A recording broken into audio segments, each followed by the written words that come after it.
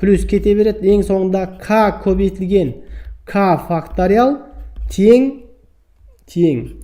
k плюс 1 факториал азайтылған 1 деп қабылдаймыз, немесе ұйғарамыз.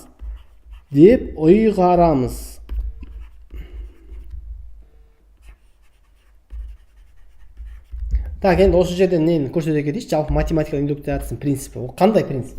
Айтады, мынау математикалық индукция принципі деген андай. Әдісі дегеніміз, бірден бастап шексіз n мүшеге дейін мына теңдік орындалатын дәлелдеу үшін, бірден бастап n-ге дейінгі дәл кез деген бір жерден k және k плюс бірінші мүше үшін орындалғанын көрсете алсақ дейді. Яғни кез деген ортасынан любой жерден бір k және k плюс 1 деген екі мүшені алып, сол екі мүше үшін орындалатынын көрсете алсақ, онда кез деген натурал сан үшін мына теңдік орындалады деп көрсете алсақ, онда кез деген натурал сан үшін мына теңдік орындалады деп дәлелдеу қалды. Тілім келмей қалды. Екеуін көрсете алсақ болды. Сонымен теңдік не істейді? Дәлелденеді әріптестер.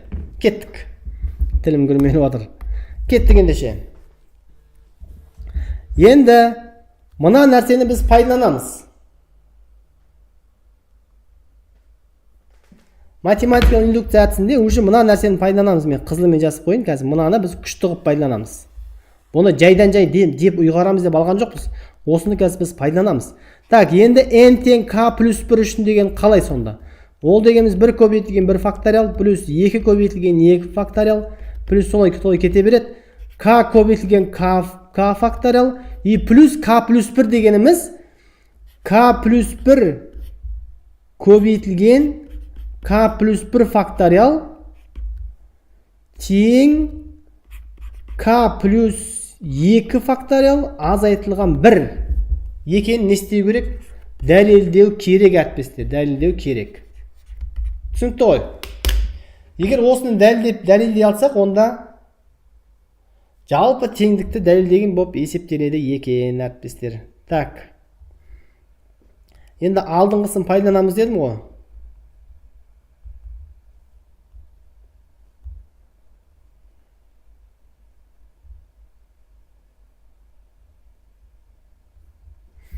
Енді тура жаңағыдай, мынау қызылмен белгіленген қараңыздаршы міне. Мынау дегеніміз, ол мынау емес пе жаңағы? Мынау атсайын.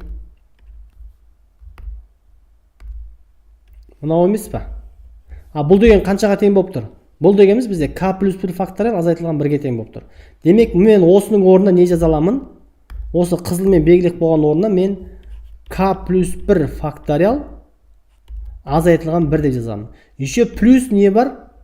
Плюс k плюс 1 плюс k плюс 1-дің факториалы бар. Дұрыс па? Енді не істеймін? Енді мен астын екеуін сызып қояйын, осы екеуінің ортақ көбейтіп шығарайын. Мынаумен, мынадан мен k плюс 1 факториалды жақсын сыртына шығарамын. K плюс 1 факториалды жақсын сыртына шығарып жіберсем, жақсын не қалады? 1 плюс Наяқтан k плюс 1 қалады, 1 плюс k плюс 1. Еще мына жақта не бар? Азайтылған 1 бар, соны жазып қойын. Сонда қараңыздар. K плюс 1 факториал көбейтілген 1-ге 1-ді қоссақ k плюс 2 болады, дұрыс па?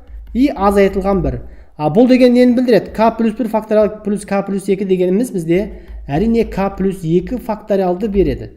И азайтылған 1. Сонда мынау шықты көрдіңіздер ма? Сонда теңдік дәлелденді. Болды, дәлелденді. Есеп түсінікті болса, 10 плюс деп жазайық әріптестер. Жеткіз алдым ба? Не үшін бұл мынаған тең? Яғни мынау не үшін мынаған тең? Өйткені қараңыздар, мен 8 факториал дегенді 7 факториал көбейтілген 1 деп жаза аламын. Значит, k плюс 2 факториал дегенді мен қалай жаза аламын? K плюс 2 факториал дегенді әрине k плюс 1 факториал көбейтілген k плюс 2 деп жазалам. Мінекей, сондықтан мен мынаның орнына мынаны жаздым әріптестер. Түсінікті болса 10 плюс деп жазайық әріптестер. Мінекей, математикалық индукция әдісі дегеніміз осы. Бірден бастап n-ге дейінгі, яғни бүкіл натурал сандар жиынының ішіндегі кез деген бір k және k плюс 1 үшін орындалатынын көрсете алсақ, онда ол кез деген n үшін орындалады деген тұжырым. Индукция әдісі дегеніміз сол әріптестер.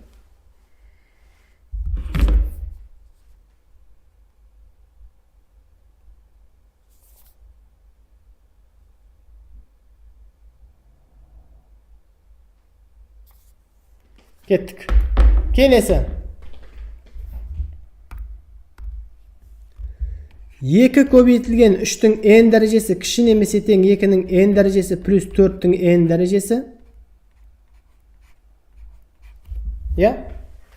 Осы теңсіздікті кез деген n үшін дәлелдеу керек.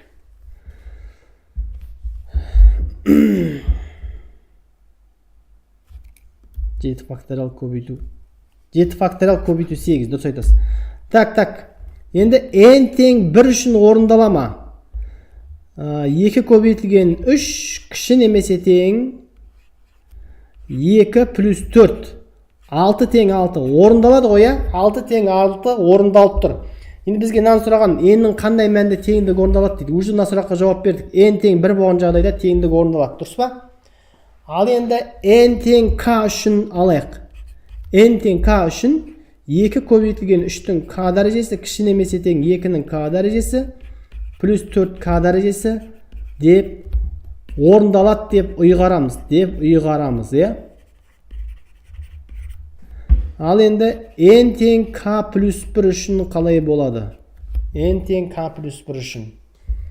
Онда 2 көбейтілген 3-тің k плюс 1 дәрежесі кіші немесе тең 2-нің k плюс 1 плюс 4-тің k плюс 1 орындалатын дәлелдеу керек. Ол үшін біз жаңа ұйғарамыз деген бар ғой, мына нәрсені не істейміз? Пайдаланамыз. Мына нәрсені қазір пайдалануымыз керек. Міндетті түрде пайдалану керек осыны. Түсінікті ғой? Былай жазамыз, 2 көбейтілген 3-тің k дәрежесі көбейтілген 3-тің 1 дәрежесі деп жазуға болады, Кіші немесе тең 2-нің k дәрежесі көбейтілген 2 плюс 4-тің k дәрежесі көбейтілген 4. Дұрыс па? Енді біз күшейтеміз. Қараңыздар, біз күшейтеміз. Яғни, мынаның орнына 2 көбейтілген 3-тің k дәрежесінің орнына біз мынаны жазып күшейтеміз. Яғни, сол жағындағы өрнекті үлкейтеміз. Сол үлкейткен уақытта да оң жағынан кіші болса, онда теңсіздік орындалады деген сөз. Түсінікті ғой, Яғни, күшейткен уақытта да оң жағынан кіші болса, онда болды. Біз мақсатымызға жеттік деген сөз. Болды, мынаның орнына мен мынаны апарып қоямын. 2-нің k дәрежесі плюс 4-тің k дәрежесі, көбейтілген 3 кіші немесе тең 2 көбейтілген 2-нің k дәрежесі плюс 4 көбейтілген 4-тің k дәрежесі. Енді мына жерде 3 пен жақшаны асып оң жаққа өткізсек, мынандай болады, қараңыздар. 2 көбейтілген 2-нің k дәрежесі плюс 4 көбейтілген 4-тің k дәрежесі. Мынаны оң жаққа өткізсек, 3 көбейтілген 2-нің k дәрежесі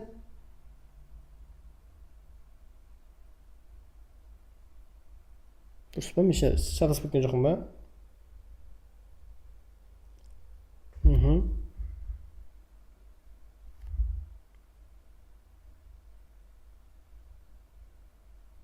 Дұрыс, оң жаққа өткізіп жатырмын. Минус 2-нің k дәрежесі. Минус 3 көбейтілген 4-тің k дәрежесі үлкен немесе тең 0. Так, мен мынаны оң жаққа өткізіп жібердім. 3 пен жақшаны астында оң жаққа өткізіп жібердім, әріптестер. Басқа еш нәрсе істеген жоқпын. Сонда ұқсас мүшені біріктірсек мынандай болады, 4 көбейтілген 4-тің k дәрежесі азайтылған 3 көбейтілген 3-тің k дәрежесі неге тең? Әрине 4-тің k дәрежесіне тең. А мынау ше 2 көбейтілген 2-нің k дәрежесі минус 3 көбейтілген 2-нің k дәрежесі ол 2-нің k дәрежесіне тең. Үлкен немесе тең 0-ден. Так, енді бұл жақта k дегеніміз қандай сан? Натурал сан ғой, k дегеніміз натурал сандар жиынына тиісті. Демек, натурал сандар үшін мұнау әр қашан не істейді? Орындалады. Әр қашан орындалады. Түсінікті ме, әріптестер? Яғни жерде k 1-ге тең болса 2 шығады, 2-ге тең болса мысалы 16 азайтылған 4, 12 шығады. Яғни натурал, кез деген натурал k үшін мына теңсіздік орындалады. Мұнда болды. Біз не істедік? Мына сол жағын күшейткен уақытта да біз мына теңсіздіктің орындалатын көрсете алдық. Демек, теңсіздік дәлелденді. Есеп түсінікті болса, 11 плюс деп жазайық, әріптестер. Сақталмайды, Әлия ханым.